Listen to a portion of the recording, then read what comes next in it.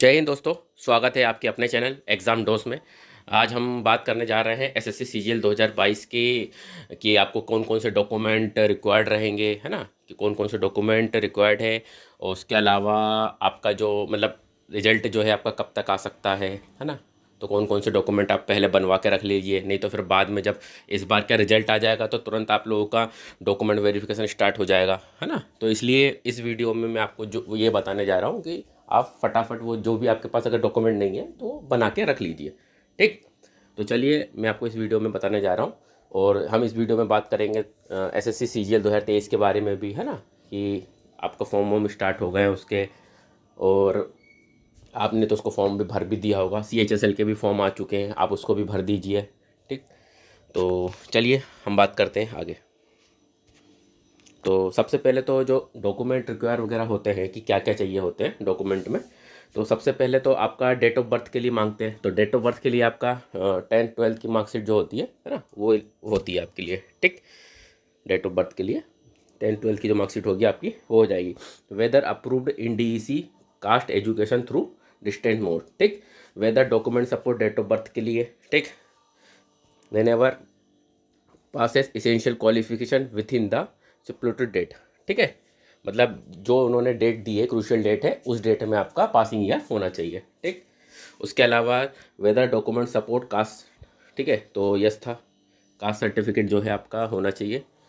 जो भी अगर आप SC ST कम्युनिटी से है तो वो भी आपके लिए कास्ट सर्टिफिकेट होना चाहिए। OBC सर्टिफिकेट आपके पास है तो आप वो भी लगा सकते हो। ठीक। फिर उसके बाद ESM discharge certificate within the stipulated date produce with the submitted undertaking. अगर ये आपके पास है तो आप ये भी लगा सकते हैं। ठीक है। उसके अलावा EWS का सर्टिफिकेट, बहुत डेट जो है आप डेट पे ध्यान रखिए, बहुत ज़रूरी है उसकी डेट। तो जो भी अभी फाइनेंशियल ईयर का आपके पास डेट है ना, उस डेट में आप बनवा के रख लीजिए, है ना, ताकि आपको कोई दिक्कत नहीं आए। ठीक। नहीं तो बाद में क्या है कि कोई भी छोटी सी गलती के कारण अगर आप बाहर हो जाओ, वैसे बाहर करते नहीं है वो, थोड़ी डेट देते हैं। बाकी हर डॉक्यूमेंट में आपको डेट देंगे वो, ठीक है, लेकिन EWS का सर्टिफिकेट होता है, इसमें वो डेट पे बड़ा ध्यान रखते हैं वो लोग। ठीक है। तो इसलिए आप घबराइए मत, डॉक्यूमेंट वेरिफिकेशन में अगर आपके साथ कोई दिक्कत होती है तो वो प्रोविज़नल में आपको डाल देते हैं। ठीक। तो इससे घबराने वाली बात नहीं है कि एक बार भैया हमारे पास डॉक्यूमेंट नहीं है तो, लेकिन आप फिर भी अपने सारे जितने भी डॉक्यूमेंट्स हैं आप उसको बनवा के रख लीजिए। ठीक है।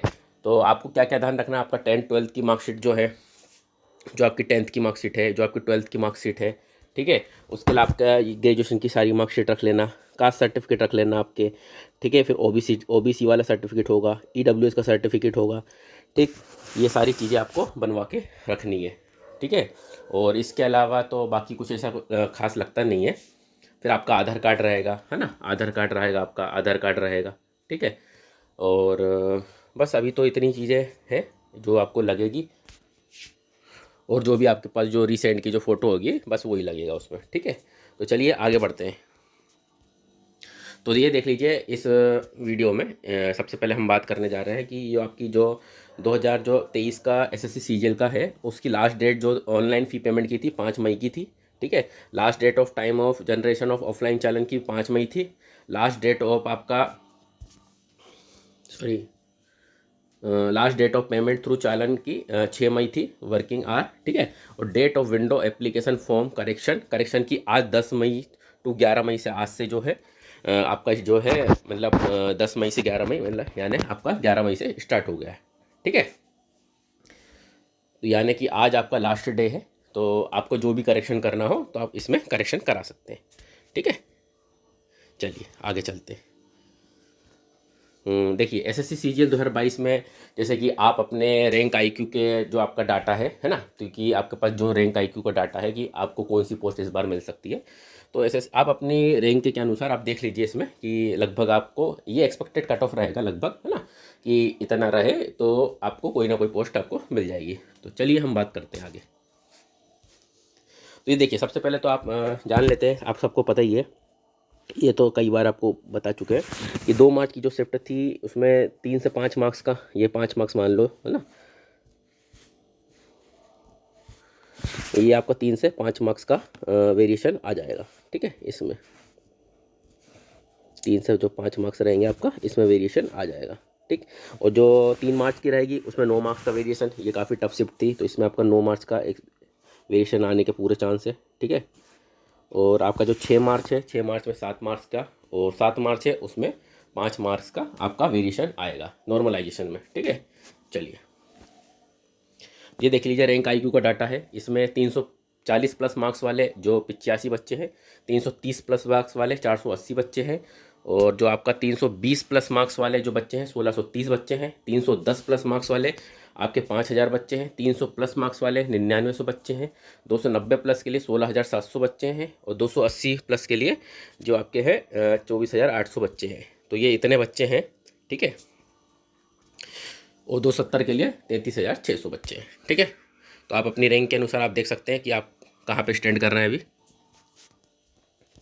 चलिए तो ये देखिए, ये पोस्ट कोड है, कट ऑफ है, ये पोस्ट वाइज है। ठीक है। तो एम ई ए का जो है एक्सपेक्ट, अगर आपके 322 से 313 के बीच में 322 और ये 313 जो है, 322 जो है हायर कट ऑफ है, और 313 लोअर, यानी कि लोअर कैटेगरी जो कट ऑफ है 313 है। ठीक है। और एएस और सी एस एस में 315 से, अगर 315 आपके आ रहा है हायर कैटेगरी में और 370 लोअर कैटेगरी में आ रहा है, तो ये आपका बन सकता है इसमें।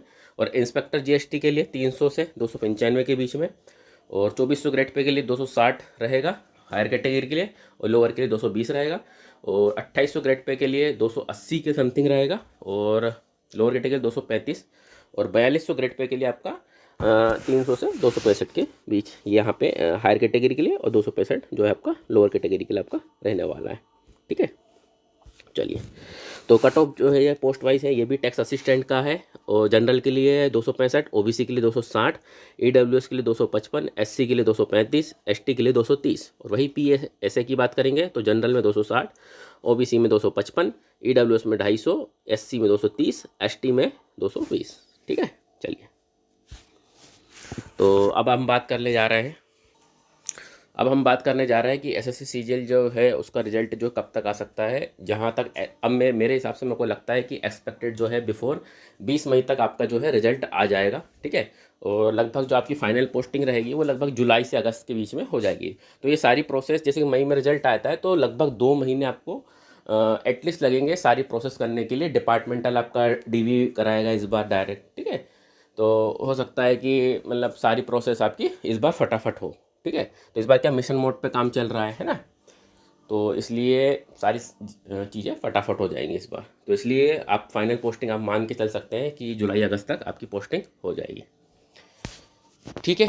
तो आप हाँ एक चीज़ और, अभी जो है एसएससी CHSL है उसके फॉर्म भी आपके आ चुके हैं, तो आप उसको भी भर दीजिएगा फटाफट, है ना, जितनी जल्दी हो। और अभी बस ये इस वीडियो में इतना ही था। अगर आपको ये वीडियो लगी तो प्लीज़ इसको लाइक कीजिए, है ना, और चैनल को प्लीज़ सब्सक्राइब भी कीजिए, और ज़्यादा से ज़्यादा शेयर कीजिए। ठीक है। थैंक यू, धन्यवाद, जय हिंद, जय भारत।